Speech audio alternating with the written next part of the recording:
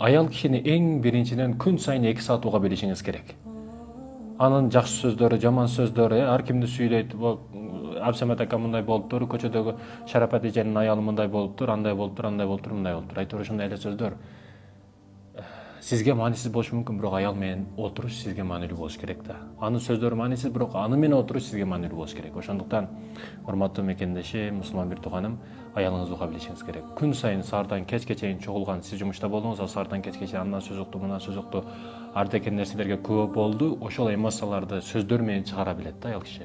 Аны уга билишиңиз керек, түшүнө билишиңиз керек. Бирдекен жаман нерсени айтып баштаганда эле деп оозун жаап калбашыңыз керек. Же жакшы нерсени айтканда, сен сүйлөй бересиңби деп оозун жаппашыңыз керек. 2 саат күн сайын уга билишиңиз керек. Ага маани беришиңиз керек. Ага маани берүү маанилүү, урматтуу мекендешим. Сизден көп нерсени деле аял киши талап кылбайт. Эгерде аял киши, эркек киши жакшына боло турган болсо, анын байлыгына, бийлигине маани бербейт. Анын ортодо